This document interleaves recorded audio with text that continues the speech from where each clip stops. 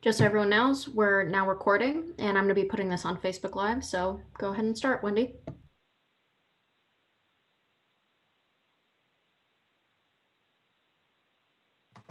Welcome, everybody. Thank you for being with us this evening. My name is Wendy Tarr, and I am with the Perry County Think Tank on Poverty. This is a webinar that is in the series of webinars that the Perry County Think Tank on Poverty has been hosting over the past few months, focusing on issues surrounding broadband in the region. We know that this is a really key issue on so many levels, so we've dedicated a different evenings to focus on different angles of how the lack of broadband is impacting the region and what we can do about it. What are some of the things that are happening? What can be done to try to make movement so where we can see broadband deployed, not only in our region, but just we've had different folks coming in from the state to give updates and regional folks. And so this is part of that series.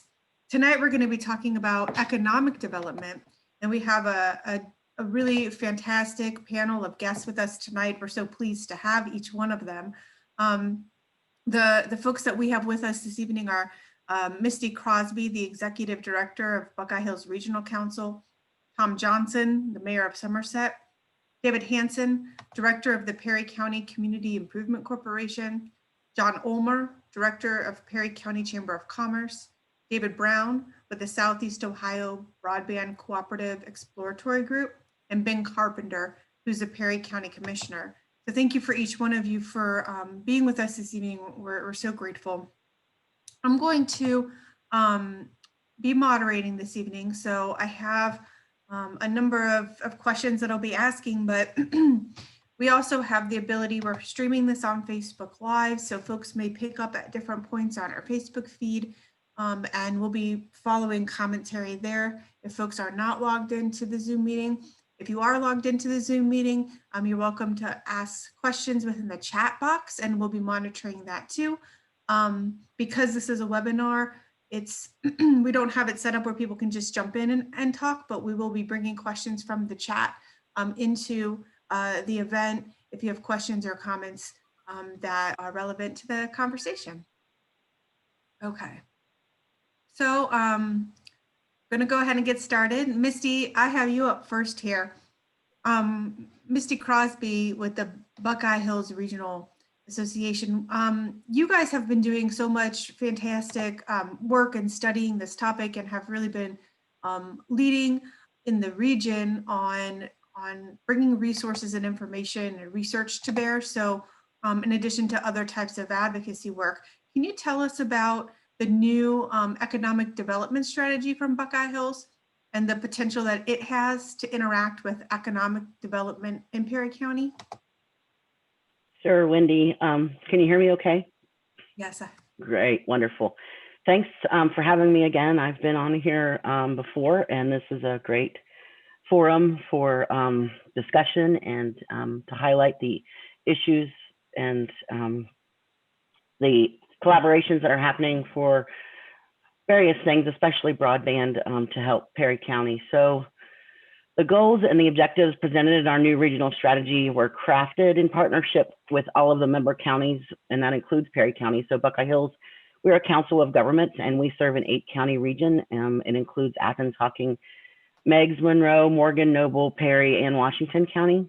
And those strategies really reflect the concerns and feedback we heard from our committee and from our members overall during our ongoing work. We utilize the regional strategy to bring attention to these local issues from funders, legislators, and other entities that are empowered to provide assistance to the region. So it's never our intention to push goals down to our local communities, but to really get feedback from them and highlight common issues among our communities in an effort to identify resources that can really impact those issues. We're using this regional strategy to amplify the voice to issues that are impacting local communities. So today we're advocating with the Development Services Agency to leverage the decades of experience of Buckeye Hills Regional Council and really other local development districts that we have of working with local governments to identify the areas most in need and confirm the realities on the ground. the broadband access issues and to develop funding applications. So these local development districts and my peers that I've worked with for a lot of years, we have a track record of leveraging investments in infrastructure and workforce development and technology with accountability and transparency. So in 2019 alone, we leveraged over $5.5 million in state investment into nearly $400 million and 67 projects across Ohio's Appalachian counties, and there's 32 counties in Appalachia. So I encourage you to visit our website, anyone to do that, and I'll post some links in the chat after I get done speaking. But in order to jumpstart the effort for broadband, we're proposing to the Governor's Office of Appalachia that we can work with our region's distressed counties to begin with. That's Athens, Meigs, Monroe, and Noble. During the first 6 months of 2021 to really identify the unserved areas in those communities and work with their local governments to develop short and long-term plans for community Wi-Fi, wireless extensions, and fiber to the home. That's all in an effort to demonstrate to the state of Ohio that we have the capacity and we can get these plans in place and that we can work with providers to do so. I'm also leading the Ohio Association of Regional Councils Broadband Working Group, and that was formed to support dedicated and coordinated efforts to bring affordable, high-speed, reliable broadband connectivity to unserved and underserved areas of both urban and rural Ohio. And to that end, we're working to define the role of regional councils statewide to assist in the coordination of these efforts, identify key partners in bringing broadband to underserved Ohioans, and defining a state and federal policy agenda that's going to foster equitable and affordable access to all Ohioans. We've also developed the Bringing Broadband to Appalachian Ohio staged strategy document that has been presented to the DeWine administration. It really does three things. It addresses immediate regional needs of schools and community connectivity.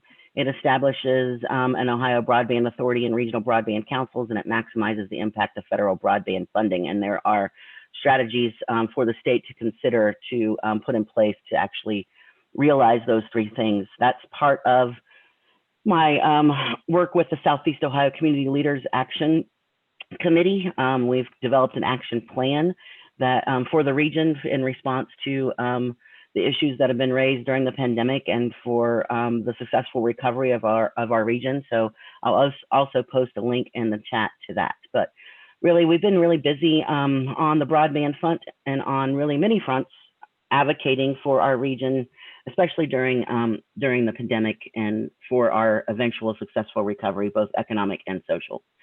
So with that, I'll take questions or we can move to the next presenter. Thank you, Misty. You're welcome.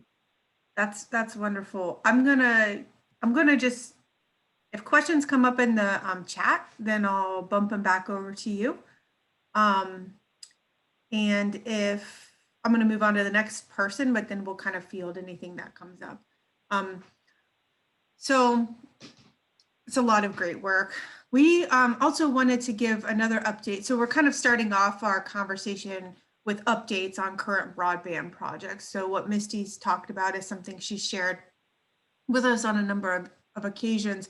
And so we're trying to continue to keep that information fresh to the community. We also had on a previous webinar, David Brown, who's with the Southeast Ohio Broadband Cooperative. It's an exploratory group working on trying to identify ways to tackle the last mile question through a cooperative approach, co-op. So David, we would love to hear any updates that you have for us on how that effort is going and what you want the community to be aware of. All right, well, thank you, Wendy. We are making some great strides. And right now we are undertaking a speed test and mapping effort. We are working with a company called GeoPartners that is providing us a tool that's allowing us to take input directly from folks in Washington County. We're focusing right now on a single county so that we can do a proof of concept on not only the tool, but the process and the methodology for collecting the data to show that the FCC's current mapping data is in fact inaccurate, and we're doing that with hard evidence.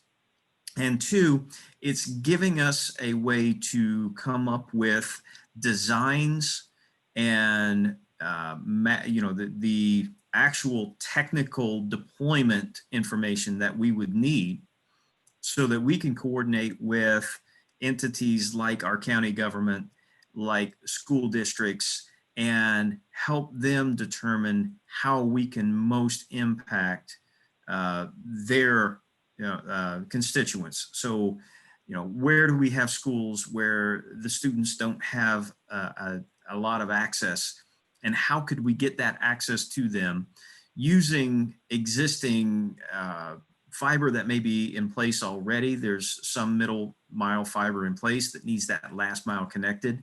In some cases, it's a wireless technology. In some cases, it could be even cellular LTE.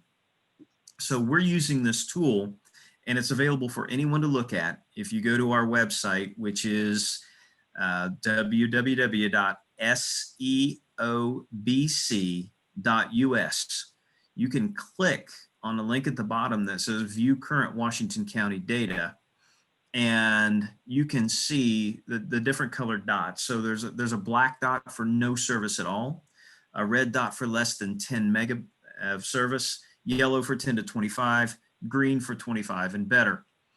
So far, we've had 3,880 tests at 2,320 unique locations across the county. And that is a significant sampling. It's very much representative of what's going on in Washington County. We would like to expand this to other counties in the region and do similar efforts. I know Noble County has undergone an actual manual effort, and there are others underway right now. So it's really interesting to see. I think this is going to be very impactful, and it gives us with hard data to go with, collected from the actual users, that we can go back and then do a technical design, do our costing estimates, help understand better how we can roll this out as quickly as possible. And that is our end goal. As the funding becomes available, we want to be, as the term is used, grant ready, so that we've got projects defined, ready to submit the applications. There are a couple of funding opportunities coming up late this year and early next year, and we want to be prepared for that. This effort is part of that preparation. David, there's a question from the chat that asks if the data that you're collecting about the speed testing, if that's shared with Connected Ohio, or are you collaborating with any other type of entities for that information? Yes, we have been collaborating with Connected Nation Ohio, with Buckeye Hills, with the county governments, and we are open and transparent. We will share this data with anyone who can make a positive use of it. And so I know in the past you had described about how the providers that provide services in the region have these maps where they say they've served areas because they have maybe served a small portion of a particular census tract, but it hasn't served the whole area. And so that's part of the reason why these maps are off. So is the information that you're collecting through the surveys that you're doing, how does that go to the FCC? We're going to make sure that the FCC sees the information that we're collecting. You can see evidence of that. I believe the term that I've heard is minimus deployment, by looking at this map that's available right now through our website. And you'll see maybe one green dot surrounded by a dozen red and black dots. And it confirms what's been said for quite some time and what all the studies have been saying, that the claimed access in some of these census blocks is just not there. Yeah, well, that's wonderful work that you're doing. Thank you for the efforts you've been putting into that. Thank you. And also, I know in the past you had shared about difficulties, with some of the grants that were made available. Do you find that some of the dollars that you're foreseeing that might be available to this region that you'd be able to apply for as a local co-op? And that's one of the things we're working on is, there are ways that we can leverage upcoming funding opportunities from organizations like the USDA, organizations like ARC, that we can coordinate with, schools and show the impact that we would have on a school district and make that a fundable project under some of these grant processes. Anyone who's worked in this business knows that the grant process is not simple, easy, or for the faint of heart. So it takes a lot of work and a lot of perseverance to get through that. And we've got some great people working through us or with us to help us through that. So yeah, we're making some definite headway. Okay, that's exciting. Thank you for that update, David. I want to, so again, if you have questions, please place them in the chat or place them in the Facebook. Since we have this set up as a webinar, we don't want to preclude conversation from taking place, but it's just the way that we have this one set up. So please offer those up and we'll try to incorporate them. I'll try to incorporate them into my moderating here. I'm going to go ahead and move on. And if we see anything else, I'll pull it back for David or Misty. We have some additional panelists here with us this evening that we haven't had on in the past, so we're really excited. Tom Johnson is the mayor of Somerset, and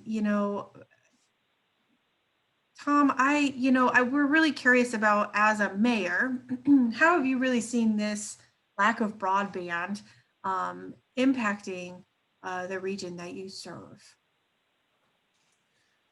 Well, it's an issue I've struggled with as mayor I've been mayor 10 years, which is a long time. We've worked to try to get on top of the issues, but haven't made a whole lot of progress, I don't think. I'll talk about some of the things we've done and some of the things we want to do. And then I want to talk about the specific opportunities that we're faced with now with the CARES Act and the COVID related funding dollars, and how that's put a whole new emphasis on our work. So we were able to find some funding about 5 years ago to commission a broadband study for Perry County, and it was about a $30,000 project. And Connect Ohio did a survey of adoption and needs in the county, and the two issues that were focused in on there were was there unmet needs for broadband, and on the business side and on the agricultural side were there needs? And the answer is yes. And that's a typical survey that providers want to see to build out extra, stuff. But the strategy that Misty Crosby and Buckeye Hills are following is more of a community-led approach that isn't just asking the providers to build out the last mile, but looking at community solutions. So I'm very convinced that at this stage, we need to look at community solutions and community infrastructure, and not just rely on the broadband providers to do what they have never done up till now. So Right. The other thing that we did besides that was, and that's available to build on now.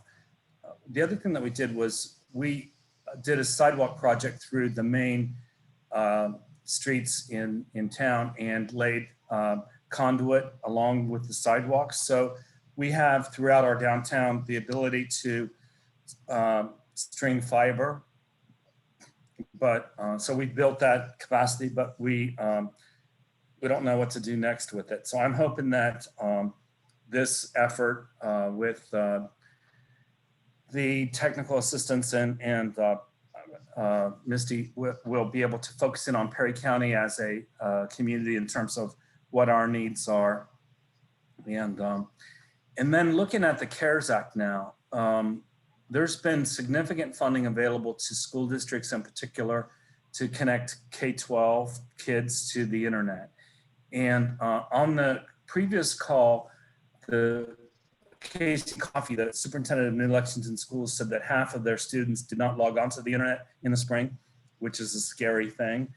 And now we have Northern Local, Crooksville, New Lexington, and Southern Local, each getting significant funding to connect students to broadband. And so they're providing mobile hotspots and doing other things. Tom Perkins from Northern Local said that one of the issues he's faced with is that in January, well, right now he's paying $11,000 a month to keep those kids connected to the internet. So in January, when the CARES Act funding expires, has to be used by the end of the year, how is he going to fund keeping those kids connected? And so what I'd like to see is each local government, along with the school districts, has dedicated CARES Act funding for community needs. And Job and Family Services with David Hansen and Cheryl Boley has initiated a wonderful project to connect seniors to the internet. And they've done their first training for, I think, 12 seniors in New Lexington that they had a 12-hour course to teach them how to use the computer and how to get on the internet. And that's important because seniors are the most at-risk group and are more likely to need to socially isolate, but to ward off social isolation and connect them to telehealth and telemedicine visits and make sure that they're connected to the services they need. They have a plan to connect maybe 60 to 80 seniors to the internet and provide them with laptops. So that's an effort that I hope we can expand. And I've reached out to school districts and to the commissioners and asked, is it possible to look at not just what does Northern Local need to connect to the kids, what does New Lexington need, but what as a community do we need in Somerset to connect seniors, students, people that are working from home to the internet. And one of the challenges as a local government is we need to do Zoom meetings and for the village council, and we need to live stream them on Facebook in order to have open meetings. But the broadband connection that we have in the courthouse itself is not strong enough to facilitate more than one user, and even one user gets bumped out. But we don't know, is our computer system, our computers old? Do they need upgraded? Do we need to upgrade the broadband? So we need a really basic IT kind of diagnostic of what we need. So what I'm proposing is that the county commissioners allocate some funding out of their $1.8 million they've received that they have to spend by the end of the year, carve out $50,000, work with Buckeye Hills and come up with technical advice that would help us all figure out how do we expand the Wi-Fi. We have Wi-Fi on the square in downtown Somerset that we have through this Sturgeon Rural Broadband Initiative. It's microwave. How do we expand that so that people in the community have greater access? And then the final thing I'll say is that one of the biggest barriers in Perry County to broadband adoption is the cost. And so I don't know that without a community solution, the kind that Misty aspires to and others, I don't know that we'll be able to afford it, even if it's there. So that's, I guess, the perspective from, a small town community, and what we'd like to see taking advantage of the opportunity that COVID presents. Yes, thank you. So I also am curious, you were talking about the seniors in the program at Job and Family Services. If somebody's listening to this and they're interested in learning more about that, how would one become connected to that or learn about how they could qualify if that would benefit them? Either Cheryl Boley or David Hansen are on the call right now. I think, Wendy, if you could ask them to respond to that, that would be a great opportunity, because they have available slots in Somerset and in Shawnee and New Lexington in upcoming cohorts that probably they can talk about. But I'm not sure if it's David or Cheryl. I see Cheryl's picture, but David's name, so I'm not sure which one is on the call. So yeah. There you go. Sorry, this is Cheryl. We're both on. David, I just sent a message to David asking him to take this question. David, are you able to respond? Yep, for sure. Thank you. This particular program, we will have seats available in Somerset in December. And the place to go is to the Perry County Job and Family Services website. Just look up Perry County, Ohio, JFS, so you get the Ohio Perry County, not the Pennsylvania one. And you'll find it on our website, or you can call, and I'll put the phone number into the chat. And it's at 740-721-0684, but I'll type that into chat. So I don't know if you want me to go on with that. So we're in, the courses are, the classes are being held for seniors 55 and older. And as Tom mentioned, 12-hour classes. We're in Somerset right now. We're also in New Lex again tonight. So the next real window, though, is going to be Shawnee, which I think starts, and I don't know yet exactly where they are in terms of sign up. They start a week from tonight on the 27th. And then, public health situations permitting, we'll be back in Somerset on December 1st through 3rd and the 8th through the 10th. We expect to kind of shut down then, and that we hope to be back, in the spring. We know this is going to be a long-term haul in terms of a long-term effort in terms of trying to connect seniors to the digital world that we're all pretty familiar with. And the feedback from our first class was very positive. The people were talking about already being better connected to their families and to their friends, learning how to get on and get an email, other things like that are just going to be even more so important in terms of thriving in many ways coming up. Yeah, thank you so much, David. That's very helpful. Mayor Johnson, I have a question for you as well, from someone in the audience, if you will. The question is, could your underground infrastructure that you've put in place for downtown renovation, do you see if that would be used as leverage for grants for the opportunity zone areas? Have you explored that at all? Somerset and New Lexington both are opportunity zone census tracts, and other communities that have opportunity zones, notably Buffalo, New York is one, Yellow Springs is another. They've been able to use the opportunity zone to get the infrastructure to do community-wide Wi-Fi. Mm-hmm. So I would challenge Misty to help us aspire to doing something like that as well. Tom, this is David Hansen. Carpenter we've put in a couple of proposals to Buckeye Hills, and I hope that they respond positively to some of them in terms of trying to get the prospectus written for broadband in both Somerset and New Lex. So hoping that Buckeye Hills can respond to that.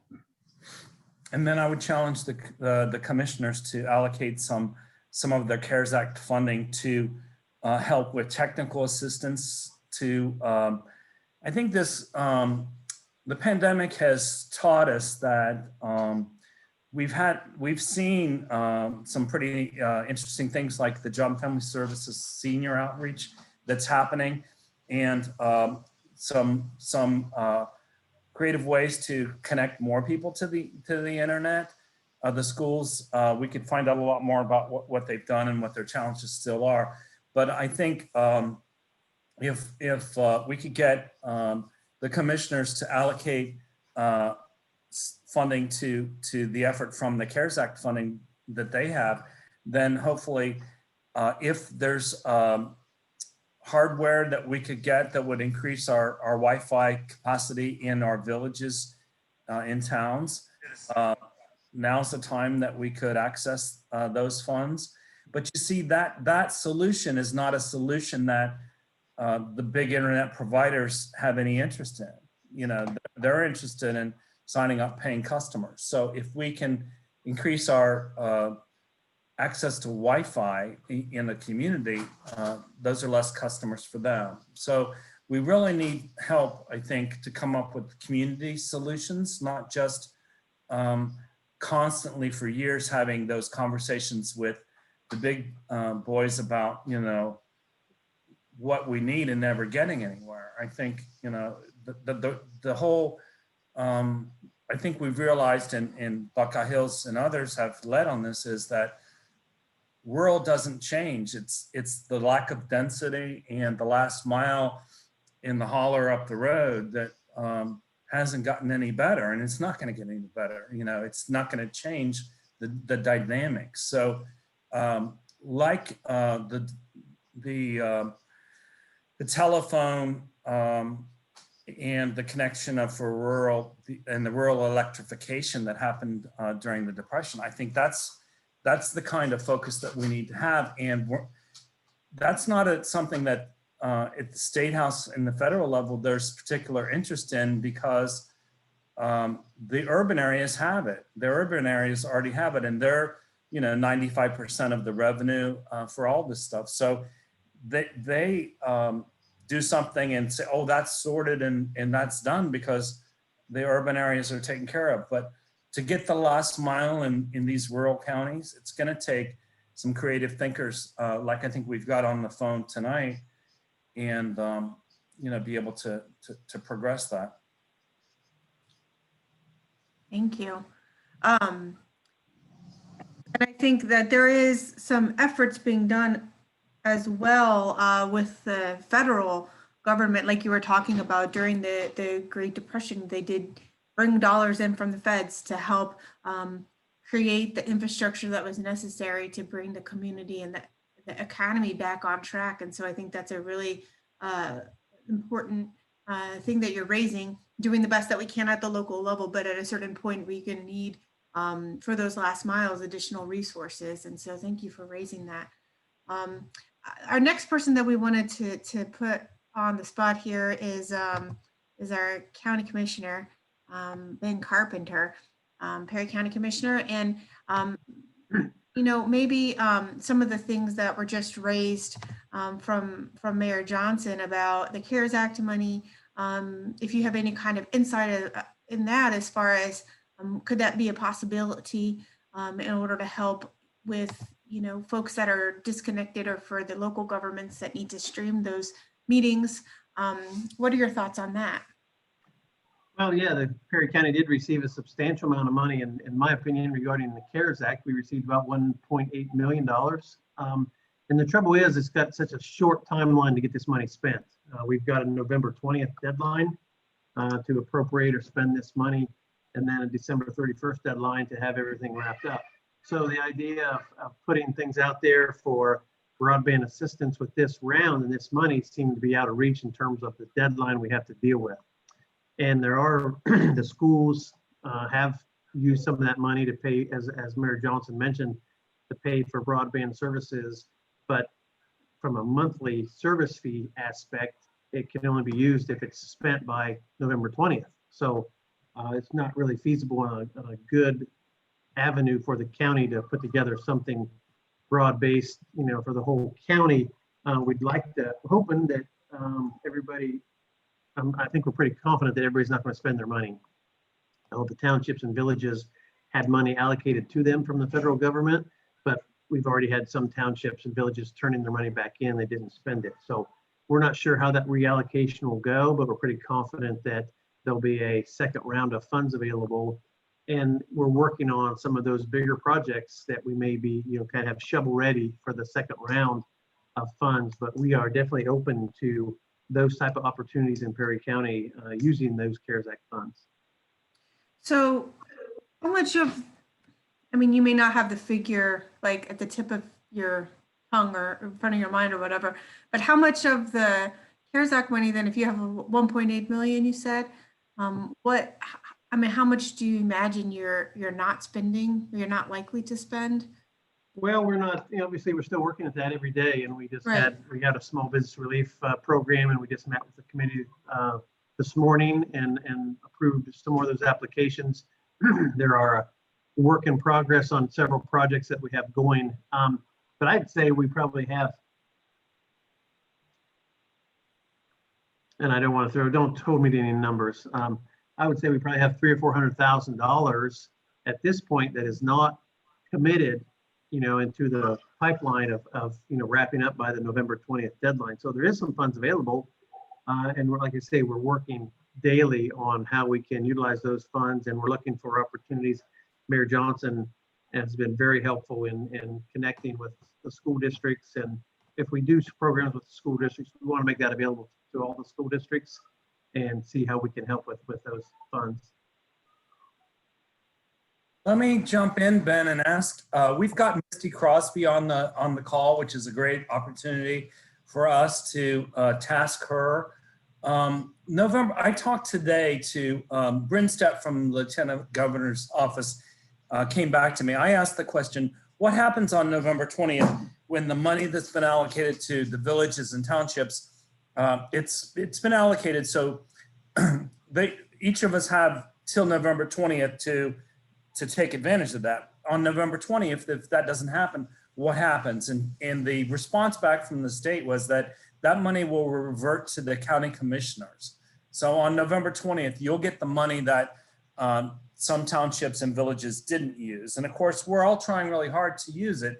And if we're trying to purchase equipment like outdoor heaters that aren't available, then we have to come up with another plan if we can't spend it. So maybe tonight is a big opportunity to reach back out to Misty Crosby and say, Misty, we can't wait till November 20th. We know there's going to be money available that these townships have that they have no intention of trying to use. So if Misty could scope out a $200,000 or something like that, broadband technical assistance that we could allocate and encumber by year end, let's go ahead and plan that now, I'll weigh in a little bit because Tom's throwing me out there to do all this work, and that's what he does. Thanks, Tom. I'm concerned about doing it. I mean, we can provide, certainly you can use those funds to provide technical assistance through the end of December.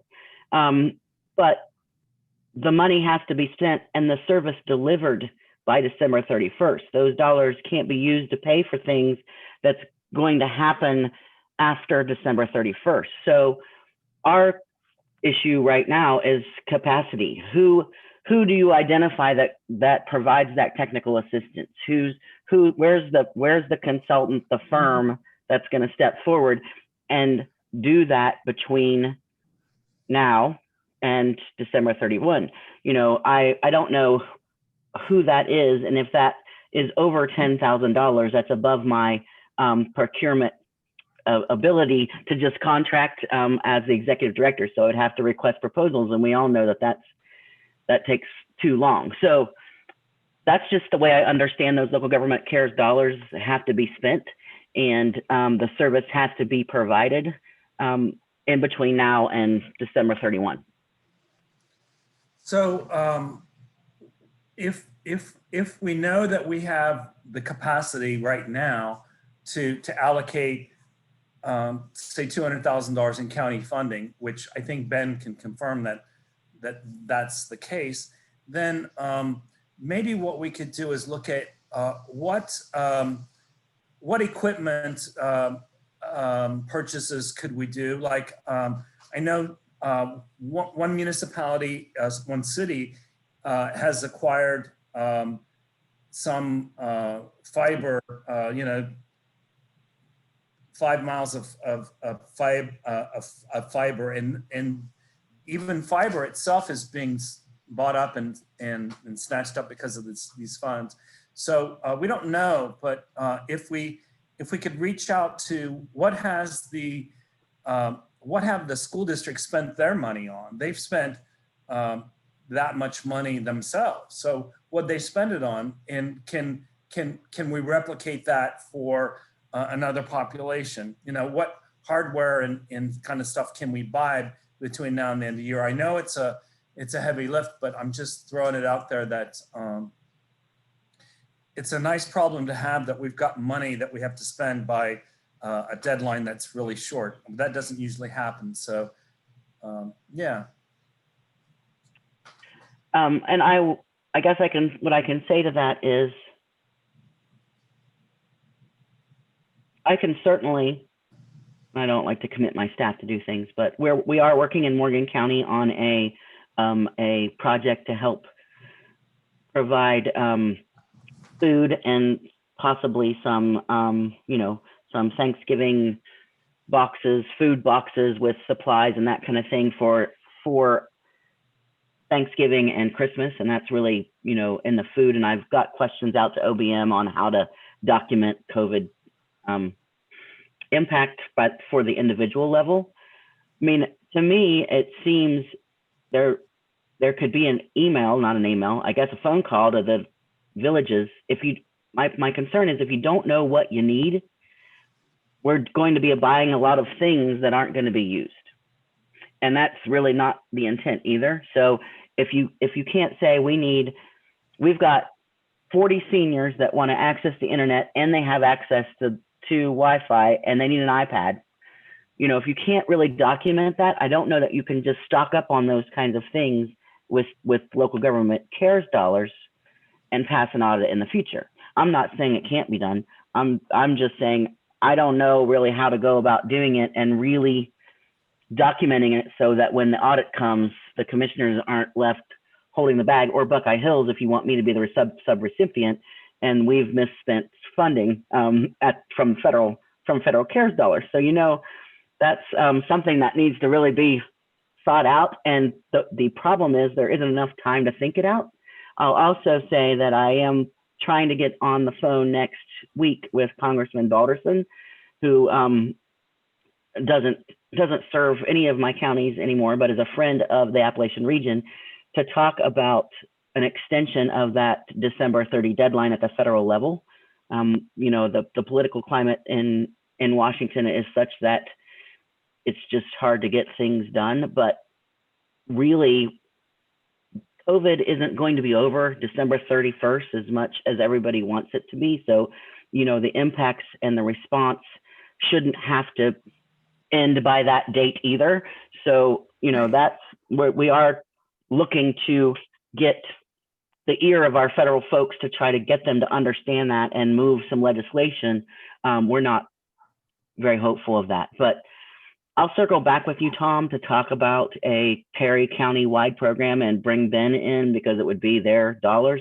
They are going to get the dollars back, and then they're going to have basically 30 days in which to spend all of that money. And it makes sense to get ready to do it now.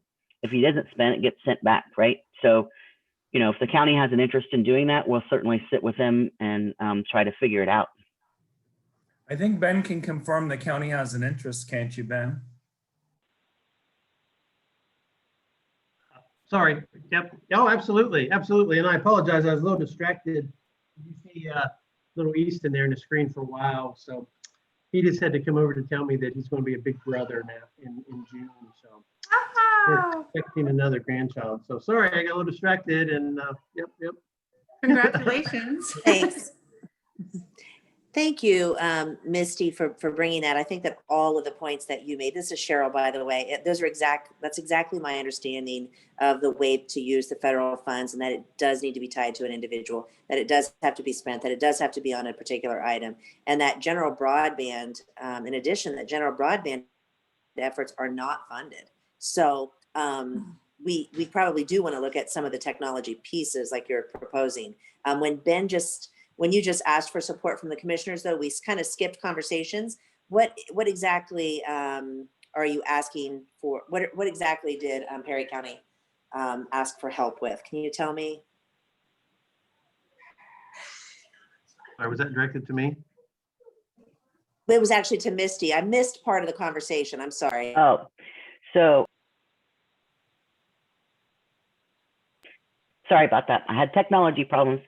So as part of Buckeye Hills' Economic Development Administration CARES non-competitive funding, there was an opportunity for each of the county economic development offices to submit to us a project idea that they wanted to do locally that involved some sort of planning, technical assistance that they needed, something they were struggling with, that we could use their efforts to help inform our comprehensive economic development strategy. And Perry County, specifically David, proposed a broadband prospectus for opportunity zones.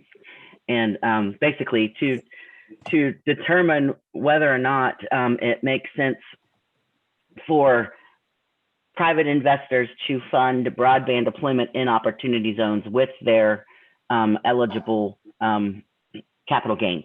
And that's kind of that's the gist of it. David can talk much more intelligently about it than I can because he pitched it, but we are reviewing that and making sure that all of that will be good with EDA on the back end and plan to move forward with that. Great, thank you for the clarification. Sounds You're great. welcome. Somebody gave a comment in the chat. I don't know if you all saw it, so I'm just gonna read it because it was to the panelists. Hopefully it's okay to read, but basically saying they're asking about supplemental, what needs exist to supplement connectivity and provide laptops with software to qualifying K-12 students. That superintendents agreed to reach out to additional ESC to do an inquiry. It's called the Central Ohio Broadband Access, a partnership with several entities and PCs for People. She has a link here, pcsforpeople.org/Ohio. So just wanted to call that to attention as we're considering the CARES Act dollars and what might be done with any type of excess that's still pending. That this is something that some of the panelists may be able to follow up with. And certainly whoever has been in this chat, you can certainly reach out to the panelists about that. It's a good idea. Maybe there are some needs still within the education system that these dollars could be utilized for. I have another question about, if somebody wanted to know regarding their township or village, amounts that were awarded and if they're being used, if residents were interested in learning that information about the place that they live, how is that information findable? Where would they go to get that?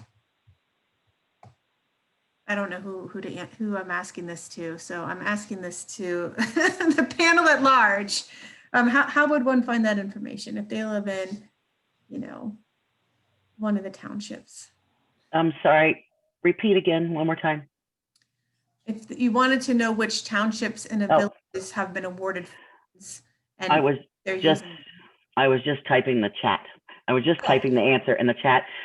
Basically all local governments, and Ben probably knows this, but all local governments from the county, the township, the city must pass a resolution to indicate their interest and intent to use their local government allocation.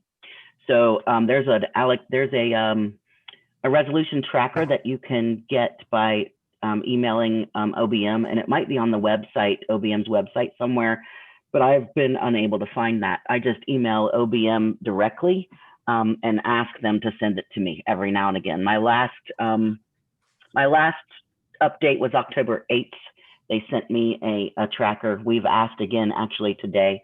Michelle in my office asked today. You can also see the allocation by subdivision. That's on a different spreadsheet, of course. And there were two different pots of money. So there was, I think, 350 million rolled out that was apportioned a certain way. And then there was another 650 million rolled out. This is statewide.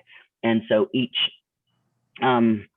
municipality, county receives an allocation. If they don't use that by November 20th, if they haven't passed the resolution, say they're going to do it, then those funds will go back to the county, and the county then has to meet some certain obligations. And if there's a lot of hoops that the county has to jump through on, if 25% of their subdivisions requested it and used it, do they have to roll back 50% to those 25%? Anyway, there's a lot of things that the county auditor has to deal with on their end, and it is no small task. So you can get that information from OBM. I'll put that link in the chat box, and you can share it with folks if they want to use it. Let me share a little more information. The Village of Somerset received $80,000. Reading Township, which we're part of, received $130,000 roughly.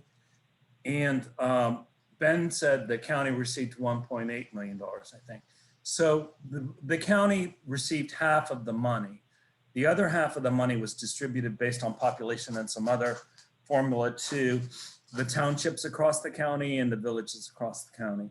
And the county commissioners and others have been working hard to do outreach, and Buckeye Hills and Misty has as well, to townships and villages to let them know how they can use the money. And so it's an ongoing thing that everyone's kind of all hands on deck. Right. The initial response by some local governments was, these are federal funds. We've not accessed federal funds before. The audit requirements are daunting. We're not sure that we have the capacity to do the paperwork.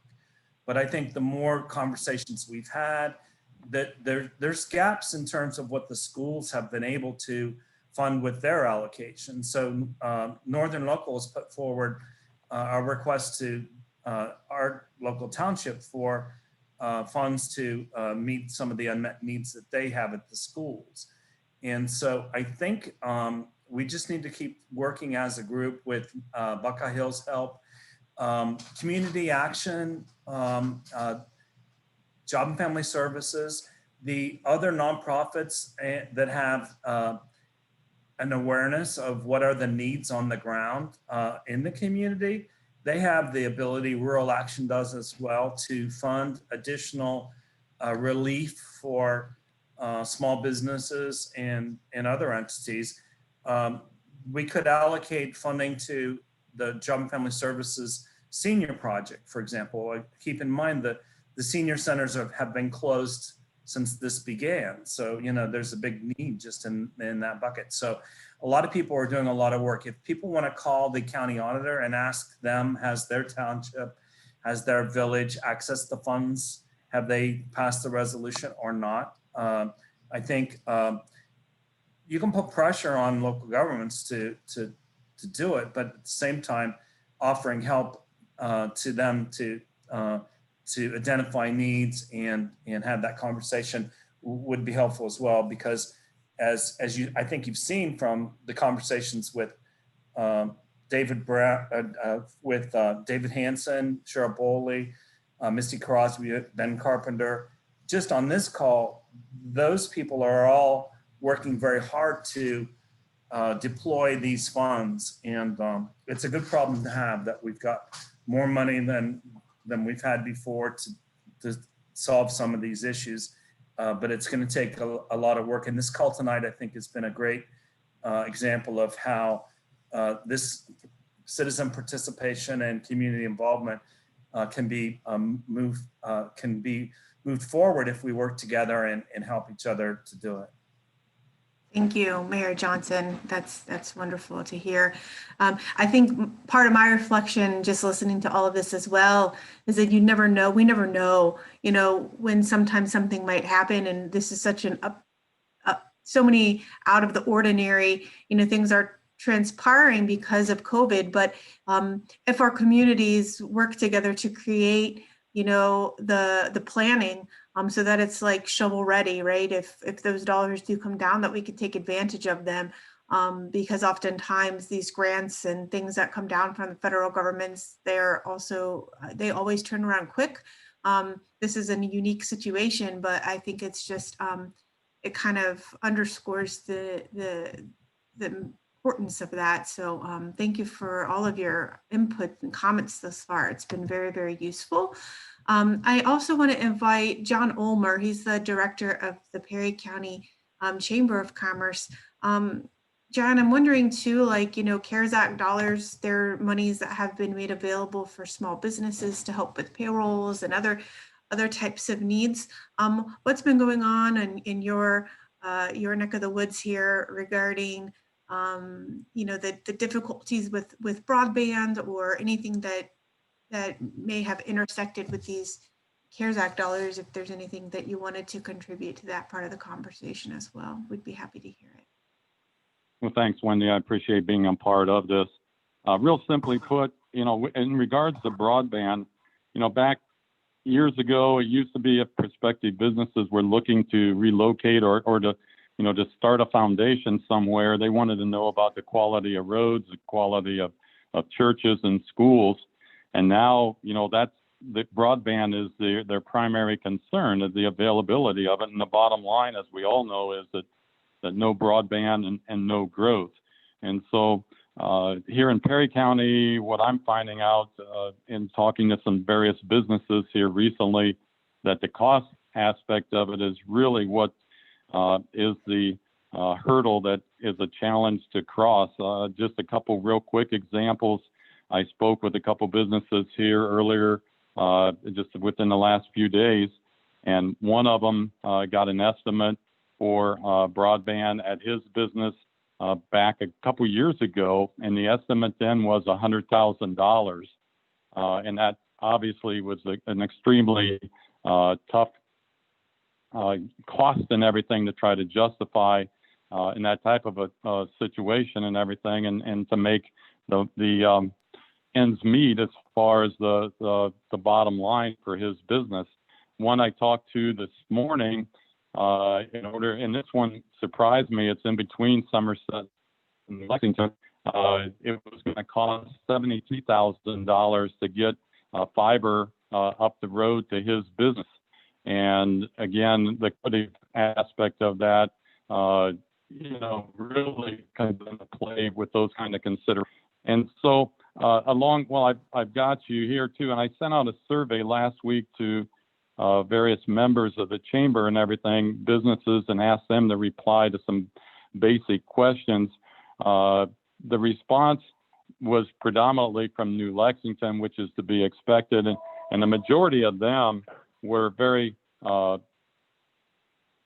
pleased with the reliability and the speed of their internet access that they've got.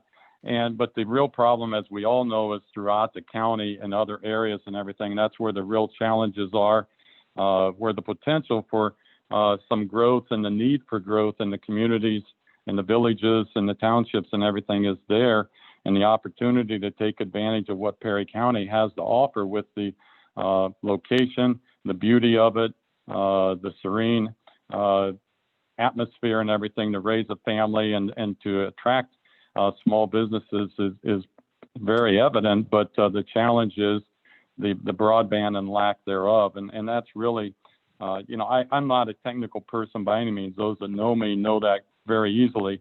And from my standpoint with the chamber, basically what I try to do is just connect the dots. It's just like, with today, I was trying to get this gentleman in touch with some other options out there, other providers that might be able to assist him with his needs for broadband in a more achievable cost-wise that might work in his favor much more so. But it's a challenge for all of us. I appreciate the efforts that all of you are putting together out there, and we as a chamber are just there to try to assist people, help to direct them when they have questions and concerns, and connect the dots with them to get them to the right people to provide the answers, the accurate answers that they need.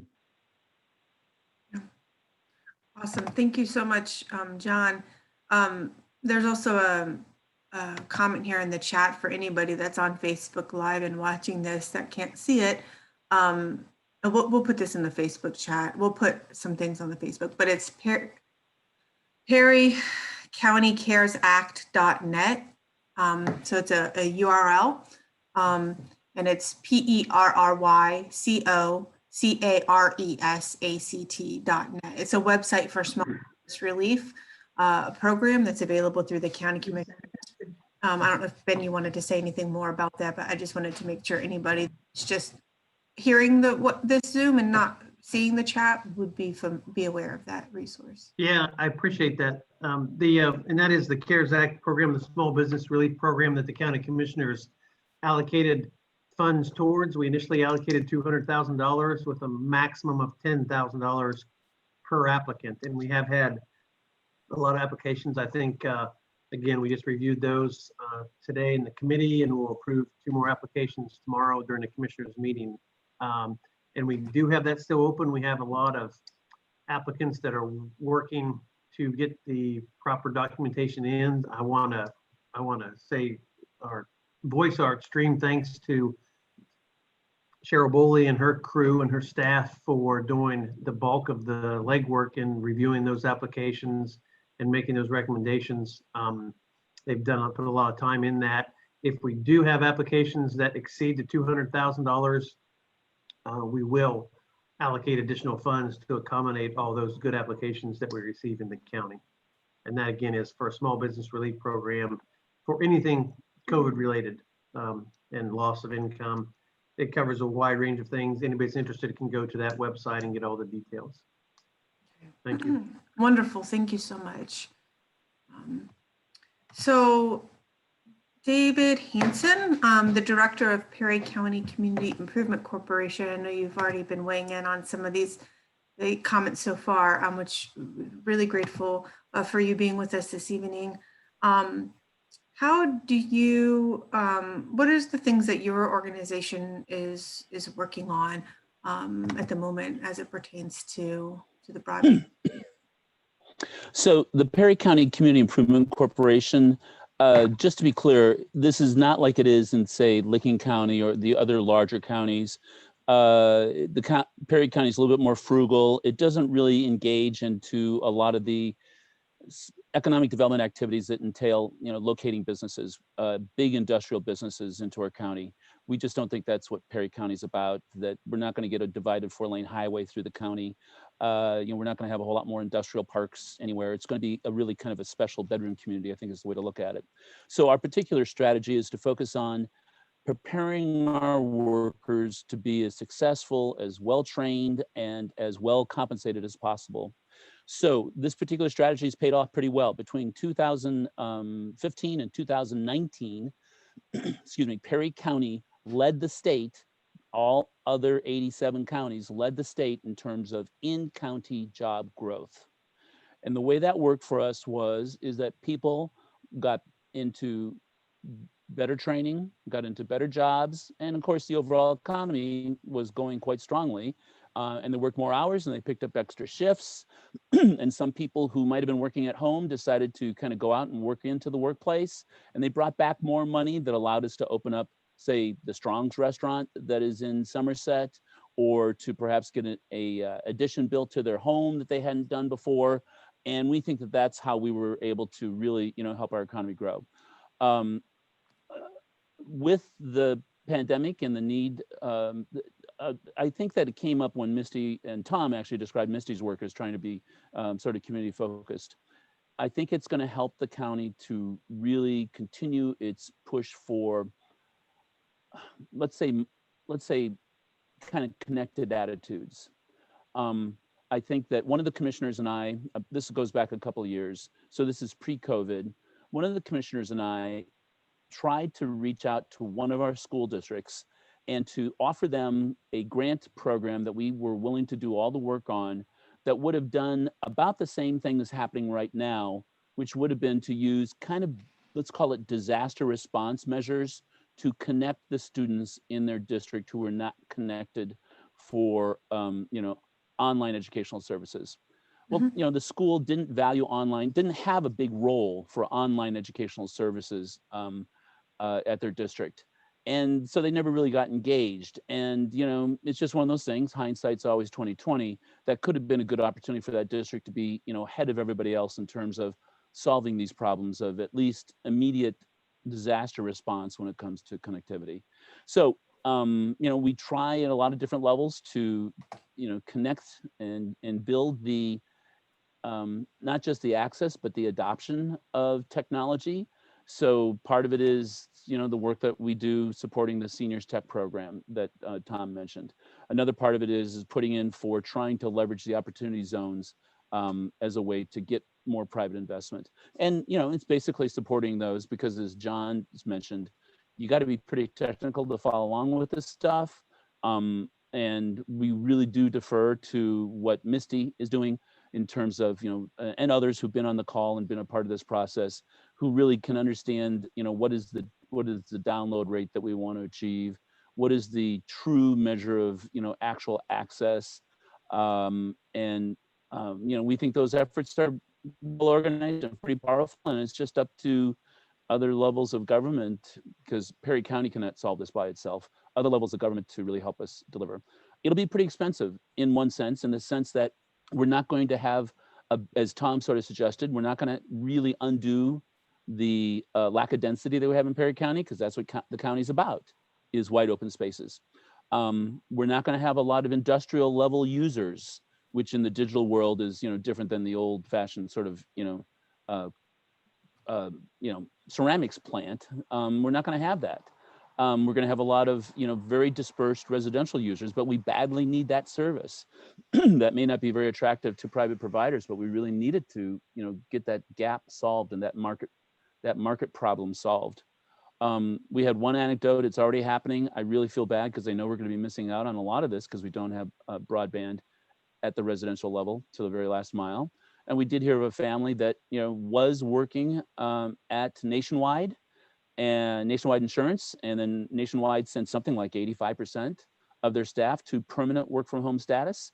And somebody had been, you can only imagine the drive every day from Gahanna downtown and back, and that's not very pleasant.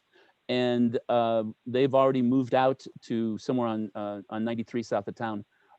And it happened to be that I think there was a power line, transmission line out there, and one of the companies had strung up a cable line because somebody else had already done the transmission line investment, and they moved there. And as you've heard different numbers, something on the order of 50% of the county would not be able to land that kind of let's call it dispersal that's going to be happening in our society. Sooner we get it solved, the better. The more we'll be able to get this captured. So that's the kind of stuff that we work on. Yeah, thank you, David. Can you say anything more about the economic development with the opportunity zones? Do you have any plans regarding that in reference to broadband installation? So the opportunity zones, they're not working well for most of rural Ohio.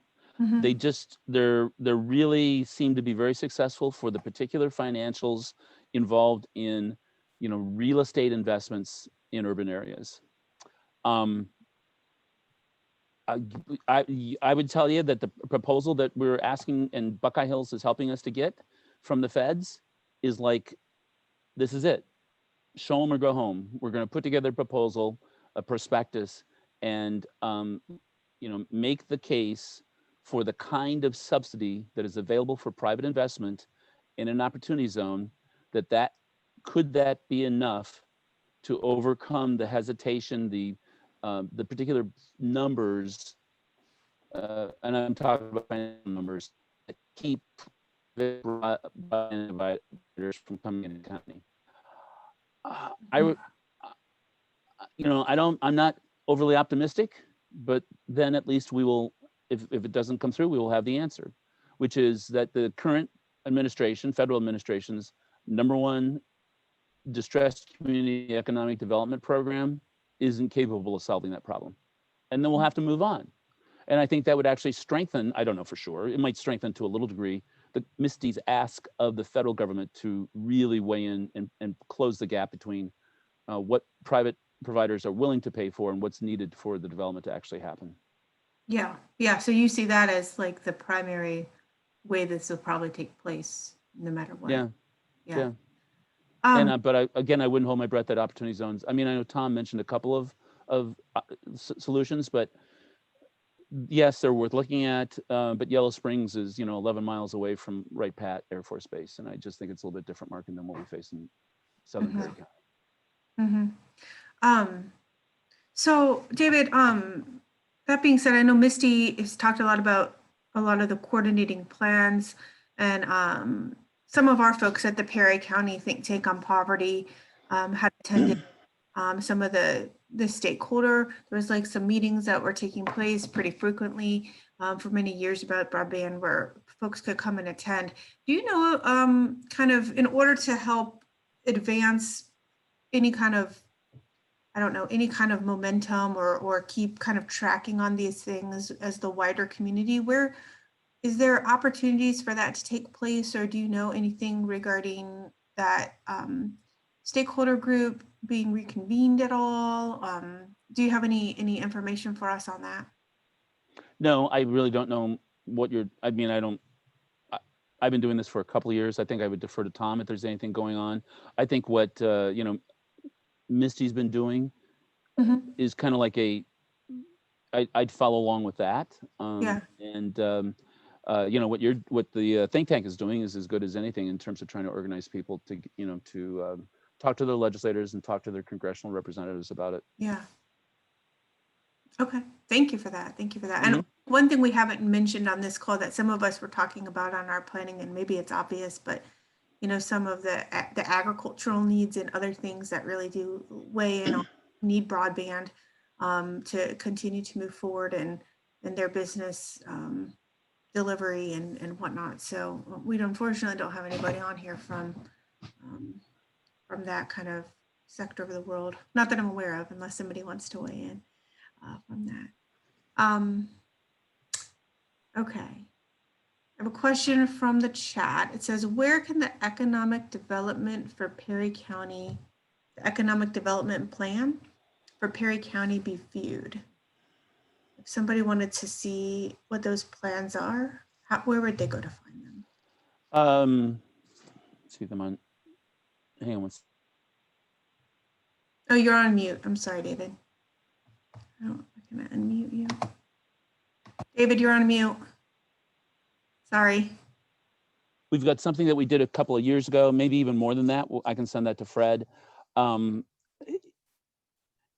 It's perhaps due for a renewal, but I wouldn't try to do it in the middle of the pandemic.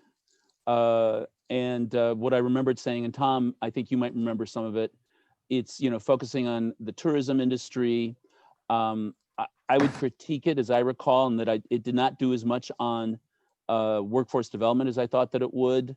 And I think it also needs to be kind of adjusted to the fact that people need to be aware that we're not going to be launching a port authority. Well, here's one of the things that would happen if we ever were to get a kind of specific site-specific opportunity that we thought was really valid. I think the commissioners would be involved in that for sure. And because we're all partners in terms of this economic development approach, and that we'd probably engage one of the port authorities in, say, Licking or Muskingum County to help us kind of develop a specific business opportunity. As far as the plan itself, I can get you a copy of it. I've got it in my briefcase, and we don't even have a website to post it up on, and we could probably put it on the county website if we wanted to, or whenever we get an update, we could put it there. David, do we have any plan available for the small businesses economic growth? When you mentioned that we're not going to get any large businesses probably in our county, based on the current way things are currently. However, small businesses drives our local economy. Is there any plan or strategies for broadband that help with improving our small businesses' capabilities, regardless of the services that they provide? Do we have any plan for those? No, I don't think we have anything that specific, Mayor, as you've talked about. What we do is it kind of reflects to the notion of if we, and this is what hurts, when we don't have broadband, it really hurts the brain drain. When we don't have broadband, for example, 2/3 of the coal miners who were laid off a year ago now from CCU, 2/3 of them couldn't even get online to apply for a job. And the best thing that could happen from small business is what I described, for people to get jobs, most of which will be outside of the county. 80% of W-2 employees in the county who live in the county get their jobs outside of the county.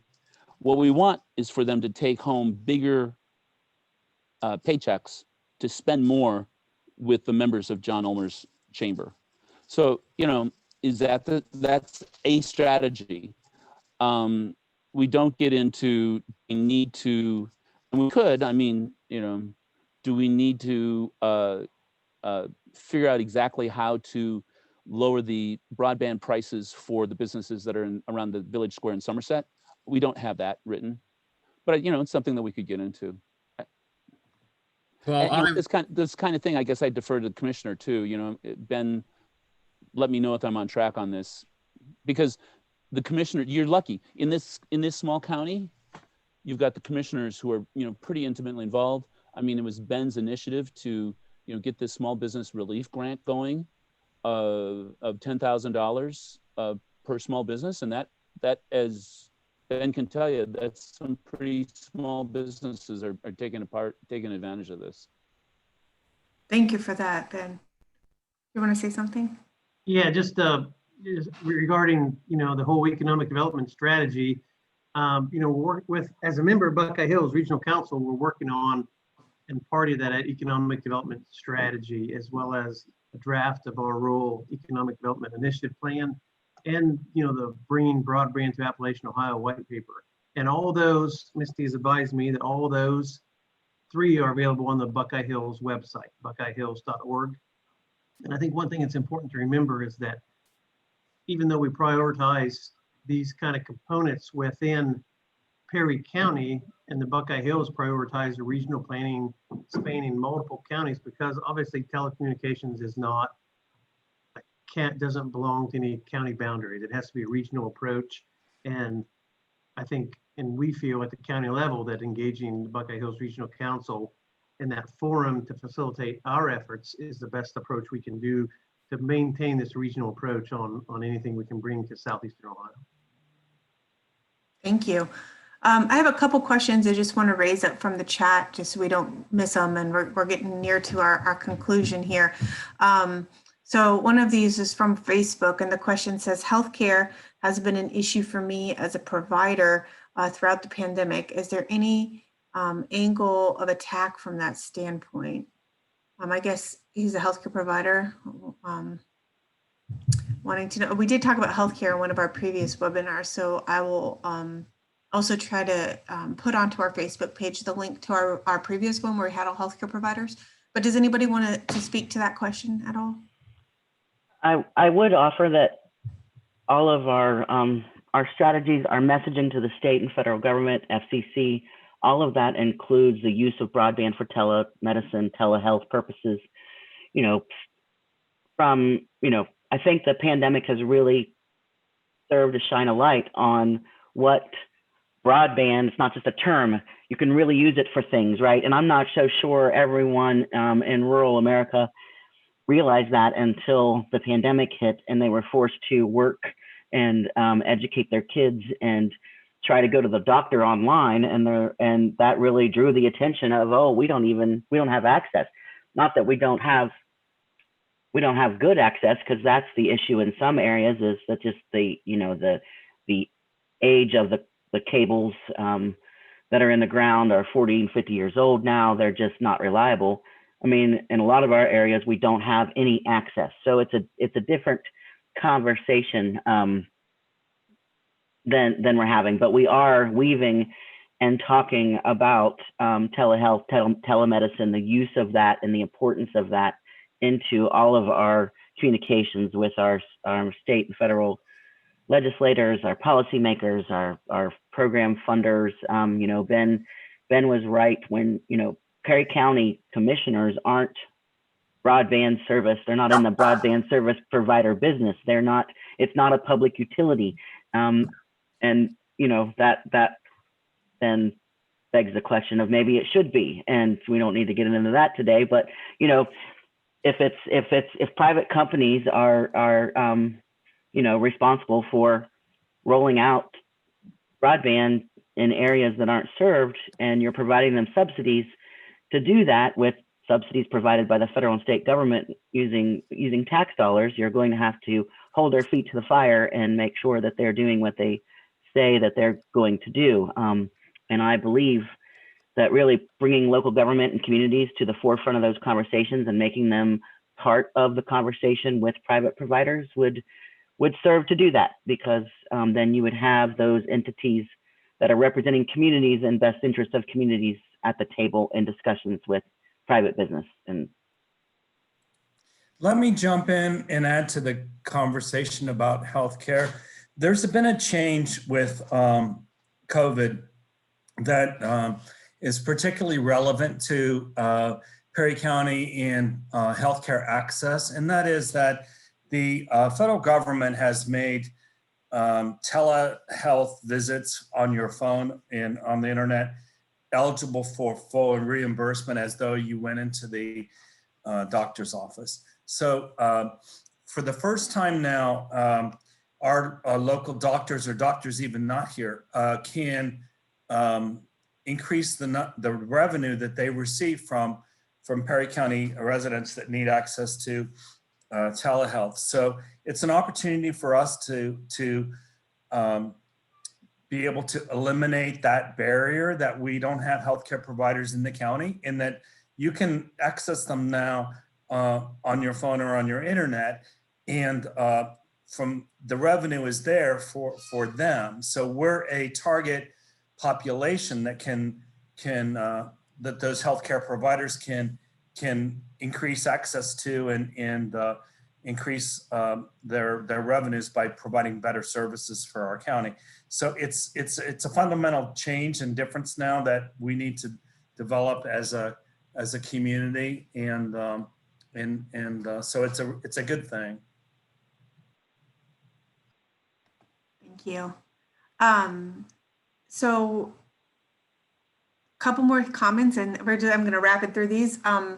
Comment was said about, there was an article actually that ran in the Dispatch, I think about a week ago. And it was titled something like, how can an old coal mine, how does a rural old coal mining town reinvent itself, or something like that. It was about, you all may have seen it. It was about Shawnee and some of the efforts to try to build trails for hiking and some other economic development goals that some local community groups out there are working on. So somebody was flagging that in the chat and suggesting also maybe ex-coal miners can get the trainings as well that seniors are getting to reconnect and to learn some skills in order to improve their job prospects. So that's just something to throw out there. I didn't want that to be lost.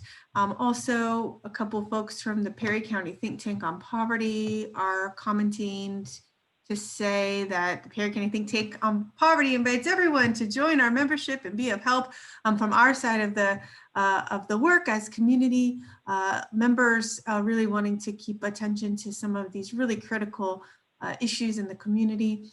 So certainly folks are welcome. You could follow us on our Facebook page at Perry County Think Tank on Poverty. And then also somebody is asking about, one of our folks that helps facilitate our think tanks was asking to the panelists, do you have any recommendations for us as the Perry County Think Tank on Poverty as we continue to, advance our efforts and continue to convene the community with an eye towards this broadband infrastructure as one of the things that we're really concerned about. We're concerned about a number of things, but this is something that we're focusing in on. Do you have any advice or recommendations for what do you think groups like ours can do to be more useful beyond these webinars that we've done so far? If anybody would like to respond to that, we'd be very happy to take that into consideration with our leadership team.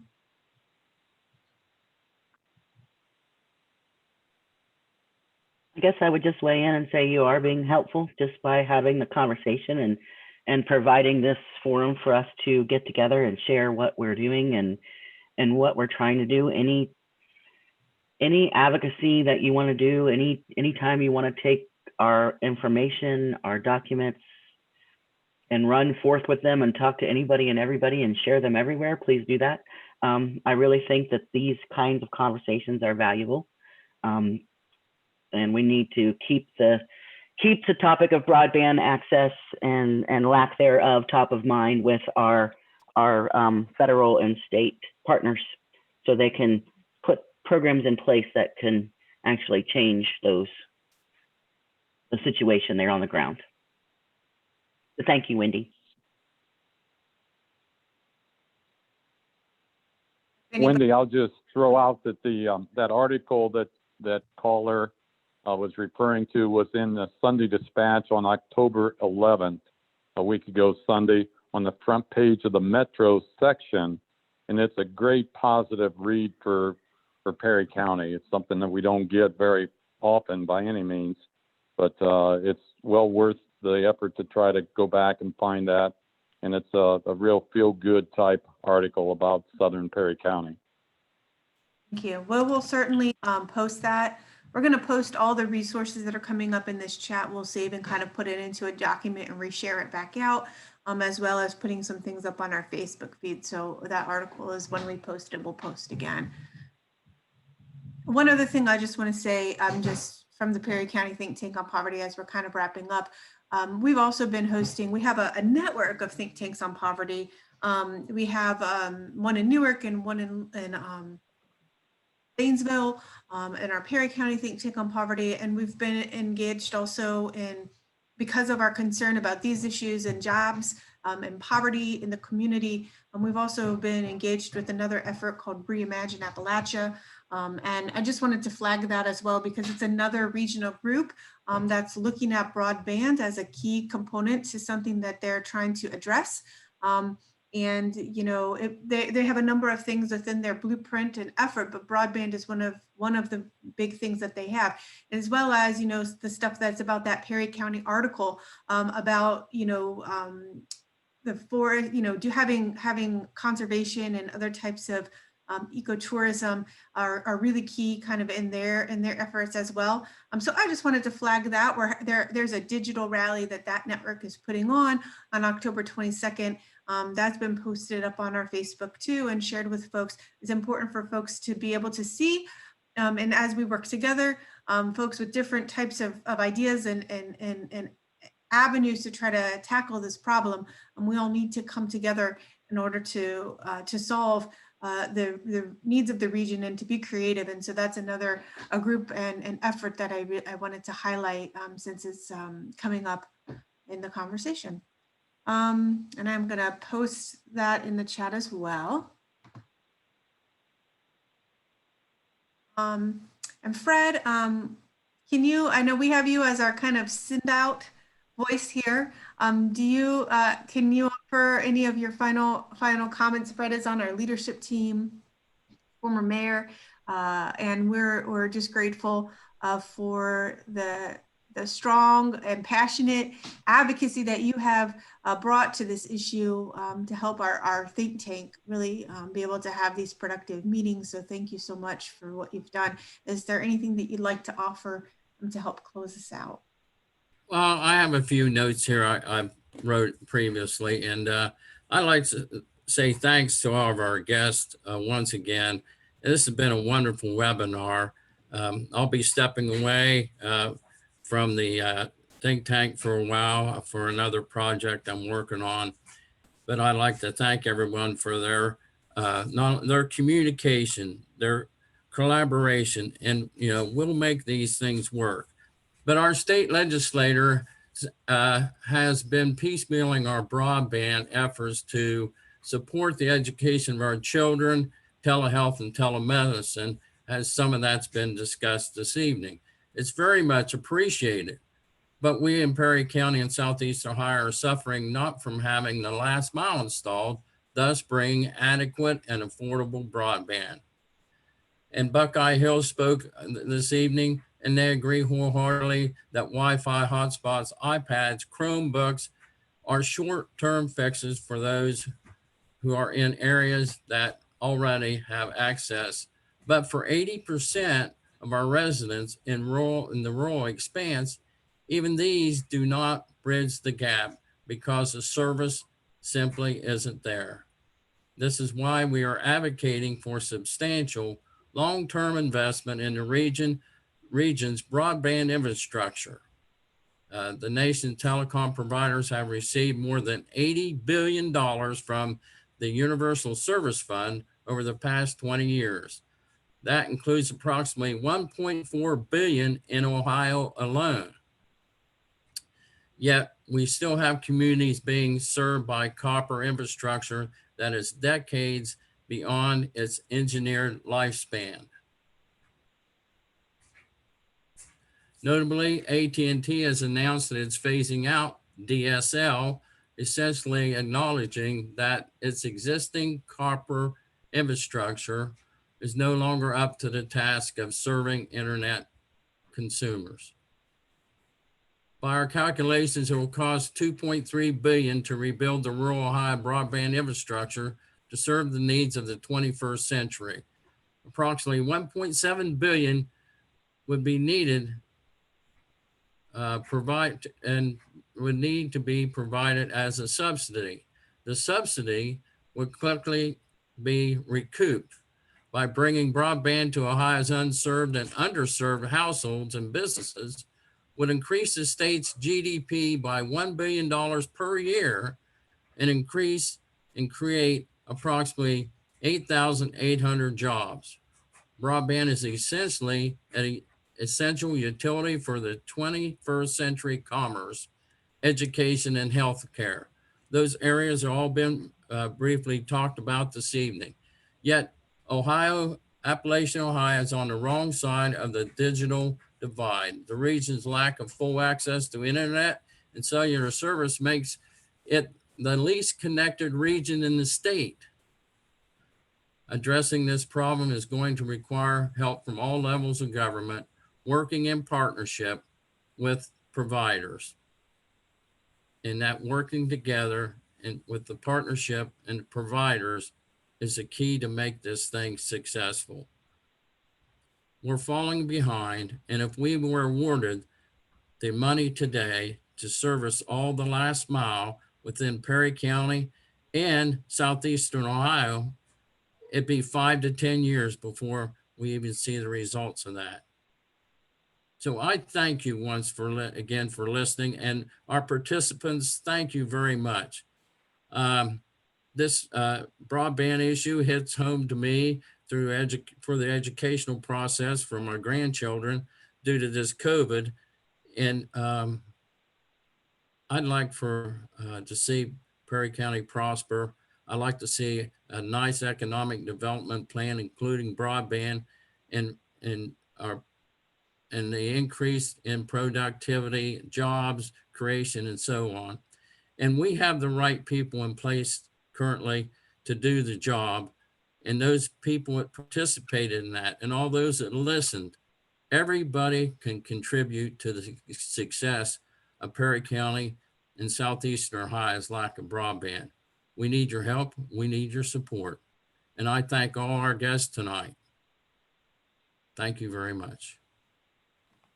Thank you, Fred, so much for your closing comments.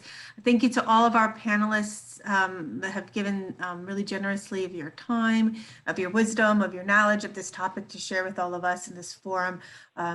It's really, really appreciated, and we're thankful for what you're doing. And we look forward to continuing to dialogue and to work with you and to show up and be present with the solutions that we can pursue at the local level, at the regional level, at the state level, in order to solve the challenges that we're facing, broadband being one big one. So thank you so much for everything that you have offered tonight. Thank you for also the Perry County think tank on poverty and the folks that have put in a lot of time and effort to invite and to recruit these wonderful panelists and those that are on the call, spending your evening with us. Thank you so much. We will keep you posted. If you are not on our website, or you need to follow us on Facebook, or if you need to get on our email list, thinktanksonpoverty.com, all one word. And we also have a website called Broadband for Ohio. Actually, I didn't plug that at all. Broadband, the number 4, ohio.com. That's where we're kind of also hosting some of these resources. So we'll be sharing all of that stuff back out to this group on email. Thank you so much. Thank you to all on Facebook. We appreciate you. And